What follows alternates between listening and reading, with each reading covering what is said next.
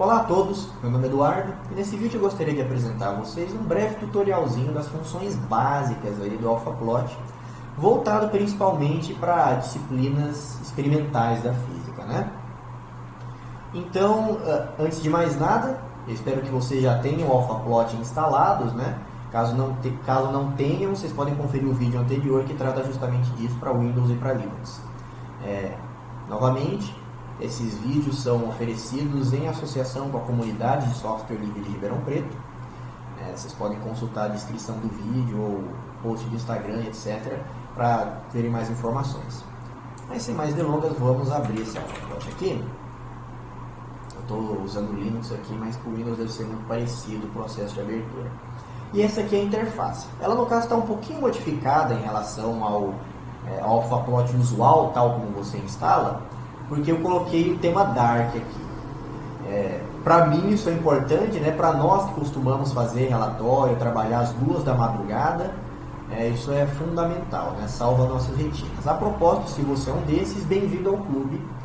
E para você colocar no modo Dark, você pode vir aqui em Edit Preferences, e aqui tem o Color Scheme e coloquei Alpha Dark, geralmente está em outra coisa, né? Pode me agradecer depois se você é um desses. E outra coisa que eu habilitei é o Project Explorer aqui, né? Aí eu escondi e habilitei ele novamente.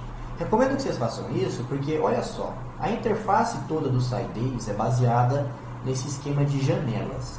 Vocês podem ver que no instante que vocês abrem o SciDays, a primeira coisa que aparece aqui é essa janelinha com a tabela, né? E toda tabela que você for criando, ou gráfico e etc., vão aparecer como janelas separadas. Isso é bom porque você pode desobstruir a sua visão, por exemplo, minimizando essas janelas. Deixa eu me tirar da frente aqui. Minimizando a janela ou maximizando ela e etc.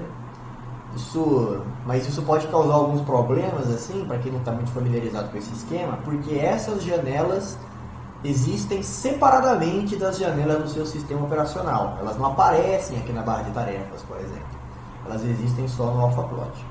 Então isso pode causar uma certa confusão, por isso que eu recomendo que todo mundo habilite aí o Project Explorer, porque aparece uma lista de janelas aqui, das janelas que existem no nosso projeto. Isso é útil pra caramba, para você não se perder, né? Mas vamos plotar uma coisa em si agora. Eu vou pegar os dados que eu já separei aqui na minha planilha do LibreOffice e basta copiar e colar que dá certo, né? Até porque essa é a maneira principal pelas quais vocês vão receber os dados, através de planilhas. Vocês copiam, selecionam onde você quer que apareça, cola e aí está, né? Mas aí eu já percebo uma coisa, porque eu esqueci de aumentar o número de linhas. Porque veja bem, essas tabelas do AlphaPlot, elas por padrão vêm com 30 linhas, sendo que cada linha é um valor diferente, é um dado diferente. Eu tenho 122 valores no meu conjunto de dados. Então, para a gente mudar isso, nós vamos aqui no editor de propriedades, no Property Editor, que inclusive é muito útil, ele que contém todas as configurações assim, de toda janela que você abre no AlphaPlot. E aí, no caso, para tabelas são pouquinhas. Vou clicar aqui no linhas e colunas, adicionar mais algumas linhas, vou colocar 500, é mais do que eu preciso, mas não faz diferença no fundo. Vamos selecionar aqui, colo de novo, agora sim, né? Só que ainda tem um probleminha, vocês veem que, antes disso, vocês reparam que o título das colunas aqui importa, viu? Vocês reparam que tem o X e o Y, e na hora que você for plotar o gráfico ou fazer uma análise como um fit ou qualquer coisa, ele sempre vai ter ele sempre vai se ater a essas categorias, sabe? Então mesmo se você colocar o Y antes do X, não interessa, o X é uma coisa e o Y é outra. Mas então, voltando ao probleminha que deu aqui, vocês veem que ao invés dos meus valores da primeira coluna que eu copiei do LibreOffice, apareceram essas enfadonhas linhazinhas vermelhas, né? Por que isso? Porque vocês veem que os meus valores aqui, eles estão no formato de hora, né? Hora, minuto, segundo, formato usual. O AlphaPlot tem suporte para isso, só que por padrão ele sempre espera receber números normais, digamos, né? Especificamente com o separador decimal ponto. Então, se o seu LibreOffice ou programa de Office aí estiver configurado com a localização brasileira, é muito possível que o seu separador decimal aqui esteja como vírgula e isso já vai dar probleminha. Então, das duas, uma. Ou você muda a localização do LibreOffice, ou mais facilmente muda aqui no SciDate, só ver aqui na Edit Preferences aqui que vocês encontram como separar isso. É bem fácil. Mas então, o problema deu porque, como eu falei, ele esperava números decimais, né? Então vamos corrigir isso. É só você clicar nessa abinha, né, nessa setinha que aparece mais opções para as colunas. No caso, eu quero mudar o tipo da coluna. Vou colocar tipo Date and Time. Especificamente, olha só, tem de formatos para dia e hora que nós temos, né? Eu preciso de um formato específico que é hora, minuto, segundo, separado por 2 pontos. Então aqui está, aplicar. Vocês veem que o íconezinho aqui mudou. Isso aqui esse íconezinho do lado do nome da tabela representa o tipo da tabela, né? Agora uma coisa que não está esperando mais números e sim coisas formatadas aí dessa forma, né? Então eu vou copiar e colar isso aqui novamente para dar certo. E aqui está. Muito divertido, né? Mas agora vamos plotar alguma coisa. Primeiro eu tenho que selecionar as duas. Aliás, antes disso, é bom introduzir o erro no eixo Y, né? Que é uma coisa que vocês sempre vão estar fazendo aí nos relatórios de experimental. Então, para isso, a gente adiciona uma nova coluna. Você clica aqui com o botão direito, Add Columns, e está lá uma terceira coluna. E aí você clica aqui com o botão direito novamente, Set Column As, e aí como eu quero o erro no eixo Y, eu coloco aqui Y Error. E aí, maravilha. Deixa eu só arrumar o tamanho desse negócio, né? Perfeito, fenomenal. Agora, a questão é, eu não tenho erros, eu não tenho incerteza dos meus valores aqui no meu conjunto de dados. Então, vou aproveitar essa oportunidade até para ilustrar para vocês uma coisa que o AlphaPlot pode fazer, que muitas vezes é útil, que é você encher a coluna com alguma coisa. No caso, eu vou colocar valores aleatórios, que aí, por padrão ele gera valores aleatórios entre 0 e 1, e eu vou utilizar isso como erro, assim, só para fins ilustrativos. Então, novamente, para plotar uma coisa, você seleciona o eixo X e Y, ou até Z, se você tiver um terceiro eixo, assim, se você quiser plotar um gráfico em 3D, você seleciona os 2 eixos, e aí você vai aqui, detalhe, não o eixo de erro, tá? Porque se você selecionar isso não vai dar certo. Você vai aqui em Plot e seleciona o tipo de gráfico que você quer, né? Você tem, em primeiro lugar, tipo linha, a gente vai ter uma linha contínua, assim. Em segundo lugar, você tem o Scatter, né? Que vai apresentar pontinhos no gráfico, e é isso que eu quero. E aí você tem linha mais o símbolo, que é a mistura dos dois. Plotando aqui o Scatter, você vê que o gráfico ocupa o lugar da tabela, né? Mas felizmente nós temos o Project Explorer, nós podemos clicar 2 vezes no gráfico, aí ele vira uma janelinha, que legal, eu posso clicar 2 vezes na tabela, ela fica em tela cheia, que legal. Mas então, tratando-se desse gráfico aqui, para você editar as configurações dele, aliás, para quem está curioso, esse gráfico é o índice UV em Ribeirão Preto em função do tempo, assim, só um negócio bem aleatório que eu peguei da minha IC. Mas vamos editar algumas preferências aqui desse gráfico, né? Em particular, não gostei da cor desses pontos. Isso tudo a gente muda no Property Editor aqui. E aí, então você vai na opção da tabela, né? Que é o seu conjunto de dados. Você desce aqui para baixo. E aqui tem várias opções. Eu recomendo que vocês dêem uma olhada e fiquem futricando assim no seu AlphaPlot, que são muitas coisas úteis. Mas o que eu quero em particular é o Scatter Outline. Quero colocar isso numa cor mais visível no branco. E tá lá, preto. Fenomenal. Agora, se eu quiser mudar o que está escrito nessa legenda aqui, né? Onde eu tenho que ir novamente no Table, né? E aí a última opção aqui é onde eu mudo o que está escrito. Vamos colocar UV Index, por exemplo. Se eu quiser mudar a legenda no eixo Y, por exemplo, uma outra operação muito comum, eu vou aqui no Y-Axis. E aí o que nós temos, em algum lugar aqui tem o Label Text, posso colocar índice UV, e UV perfeito.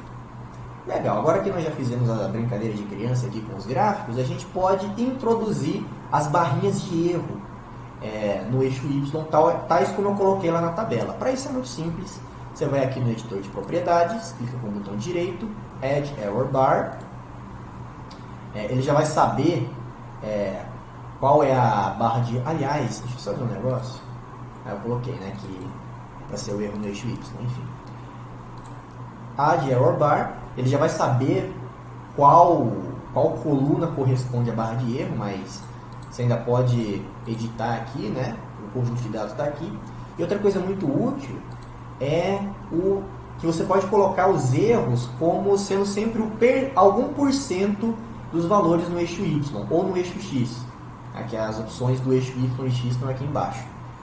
Isso é muito útil assim quando você não tem quando você tem só um chute do que deveria ser incerteza nos seus dados, mas no meu caso tenho valores aleatórios aqui que eu gostaria de demonstrar. Então eu coloco aqui existing columns, ele já sabe que esse é o eixo, essa é a coluna onde eu coloquei as incertezas do eixo Y, add, olha aí que bacana, vocês veem que o caráter é bem aleatório mesmo, né?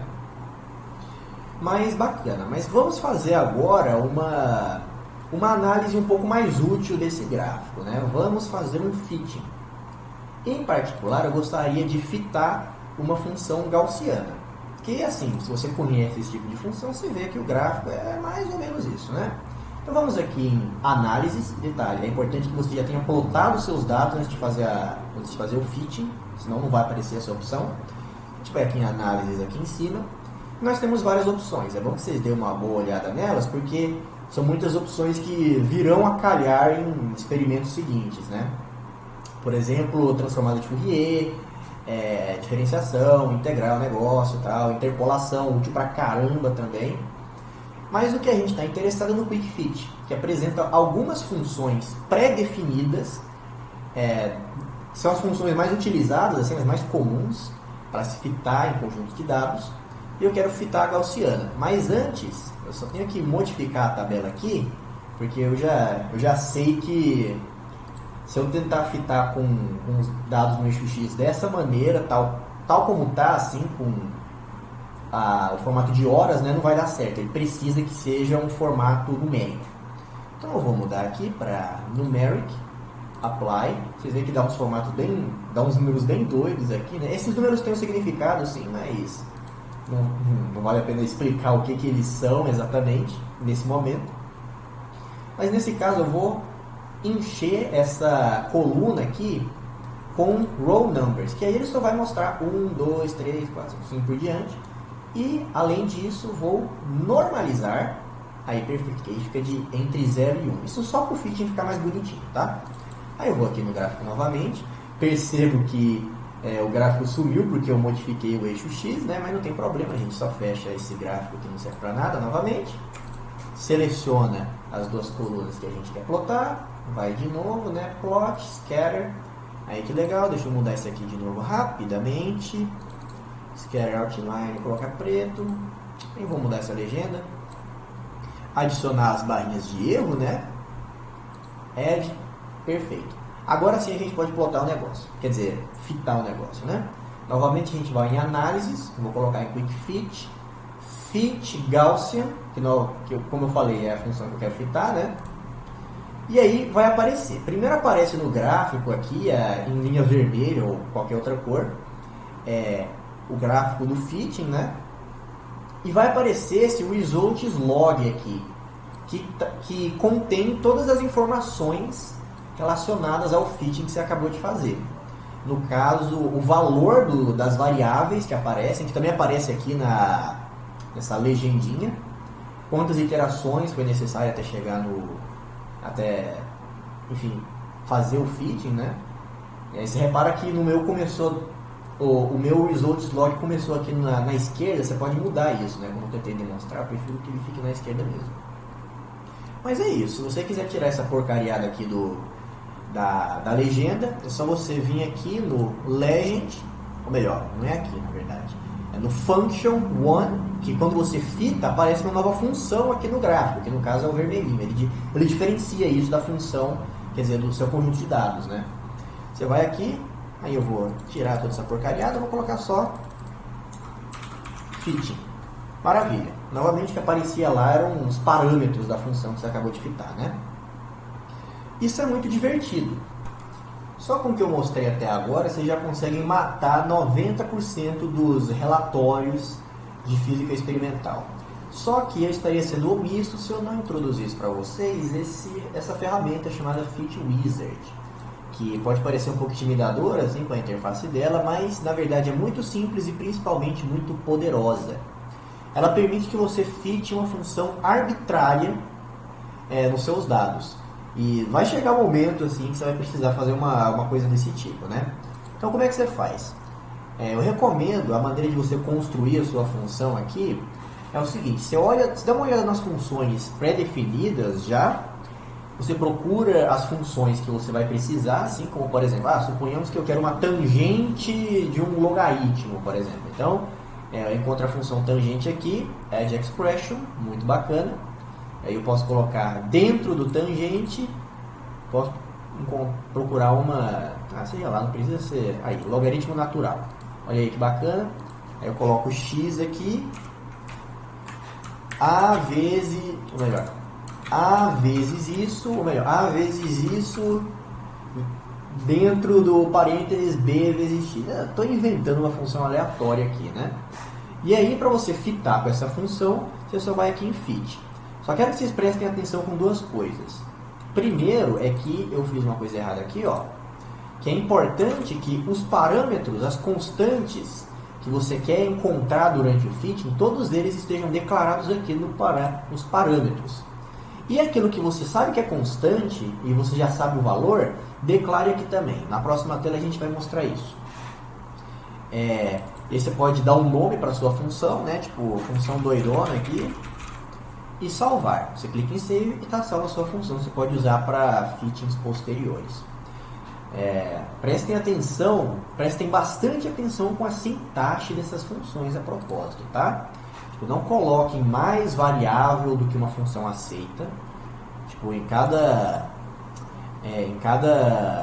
função pré-determinada aqui já fala o que a função faz e quantas variáveis ela aceita. Então, por exemplo, a função de erro só tem uma variável e assim por diante, né? Você não vai colocar duas variáveis no conselho, né? Por favor.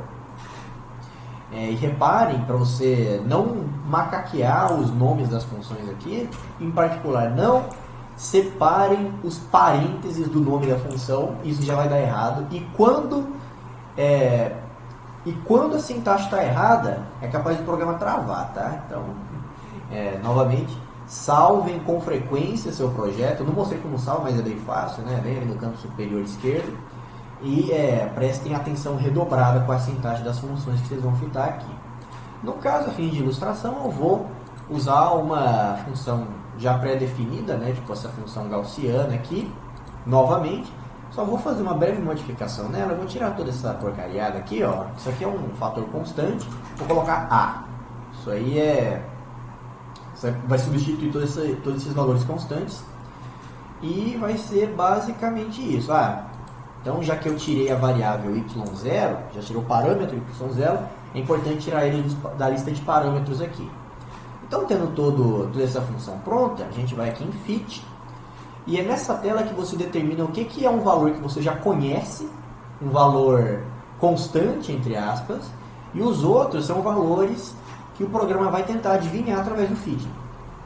Então, por exemplo, o A a coisa que multiplica todo o resto da função aqui, eu já sei que ele é por volta de 9.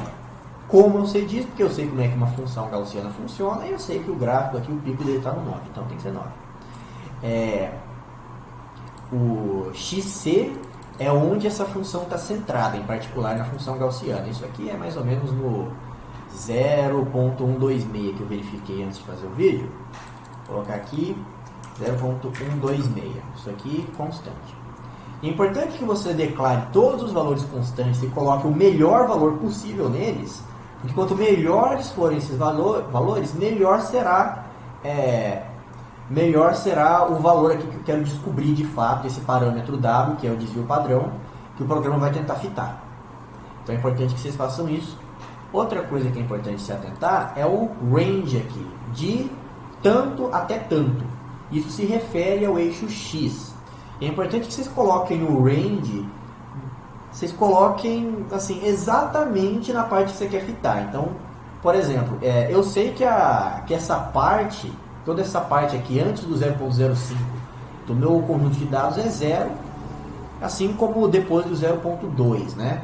Então eu vou colocar aqui, ó, 0.05, 0.2, e esses limites devem melhorar a qualidade do feed.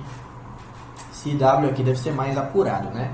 Então, se eu não fiz nada de errado, vou até colocar uma cor diferente para diferenciar do feed que a gente fez anteriormente, botar para fitar aqui, e olha só, nós temos outra função. Vocês veem que ela está um pouquinho deslocada, né? Muito provavelmente por causa desse range que eu coloquei, que não está muito bem, está muito certo, né? E por causa do 0.125, né? Quer dizer, 0.126 que eu coloquei como constante aqui, para ele não modificar. Então acabou que o gaussiano do Quick Fit deu até mais certo do que essa função que eu tentei fazer, né? Mas então, quando um fit não dá muito certo, é bom que você faça ele de novo e tente mudar esse valor aqui, porque você percebe que alguns parâmetros, no caso A e o XC, eu coloquei como constantes, que não é para o programa adivinhar, é para o algoritmo dar como constante, sabe? Agora, esses outros números aqui, nos que eu não marquei como constante, vai ser o chute inicial do algoritmo. É importante que seu chute inicial seja o mais próximo possível do valor que você imagina que esteja. Você coloca pelo menos alguma coisa razoável aqui nesse chute inicial. Por padrão vai colocar 1.0, mas raramente isso aí vai ser um chute bom. E isso é legal porque, às vezes, dependendo do chute inicial, o fitting pode dar muito certo ou completamente errado. Isso aí é cálculo numérico, se vocês não viram isso ainda, vocês chegarão nessa parte.